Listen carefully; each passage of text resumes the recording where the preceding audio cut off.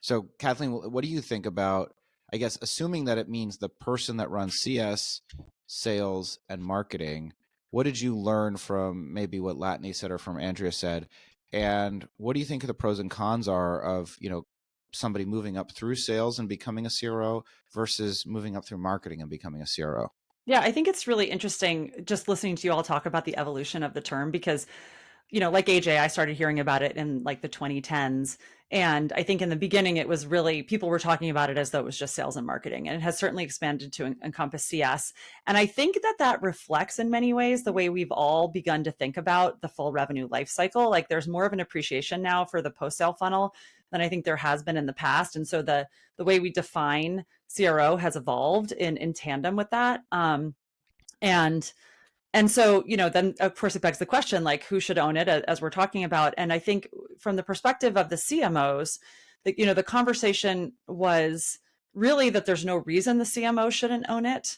And I think like Latney, for example, has been evangelizing for years that CMOs should stop calling themselves chief marketing officers and call them chief market officers. Market officers. Yeah. And I think that was like an interesting precursor to her taking on this role because she's always seen her role. And I don't want to speak for her, but I've heard her talk about this a lot. She's always seen her role as being like the person that owns the perspective of where the company fits within the broader market, which to me, like when we think about this new definition of CRO, it's almost like you could substitute and call it the chief go-to-market officer. And I wonder if that's like the direction we're heading with this evolving term, because effectively they own most of the go-to-market organization. And I think she was positioning herself for that because she was looking at her role as not just marketing, as like market positioning and go-to-market strategy. And she worked really closely with sales. She also had some experience in sales, which I think helps. I think she started in sales originally. She did. Yeah. And which is funny because I don't know when she started her career, but sales reps have this weird thing where if you haven't carried a bag ever in your career, there's a credibility and trust issue. Yeah. And but it could have been like 30 years ago or whatever. It's like, oh, you had a quota at one time, you're good. You know how to do it. But otherwise it's like you have to like earn your stripes by carrying that bag to your sellers. Yeah, and I do think like I've always said every marketer at some point in their career should work in sales. And I had to do it I kind of had to do it when I owned my own business because we were small enough that I was also washing all the dishes in the kitchen at the time.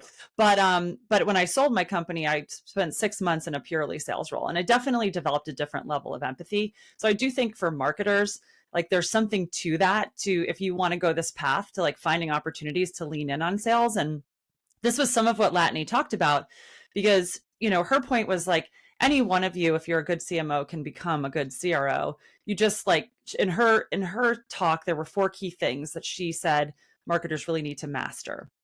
One of those was being the steward of what the ICP is, both today and in the future. So like at a strategic level, really taking ownership of that.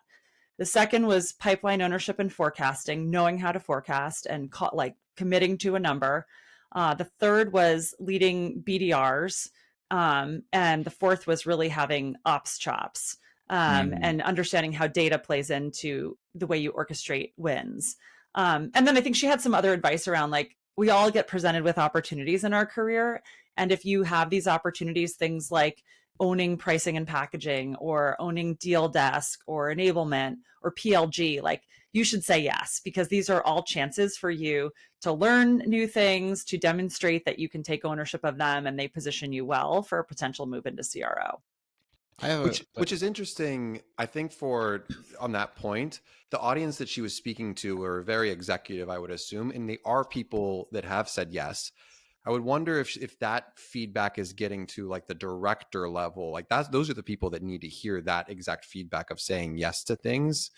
And so do we think a person who has a greater likelihood of success, a VP of marketing becoming CRO and inheriting sales, or a VP of sales becoming CRO and inheriting marketing? I will lead and say, I don't know if this is controversial or not, and maybe it's specific to Andrea and Latney as 2 examples, but I would trust a marketer to run sales more than I would trust a salesperson to run marketing.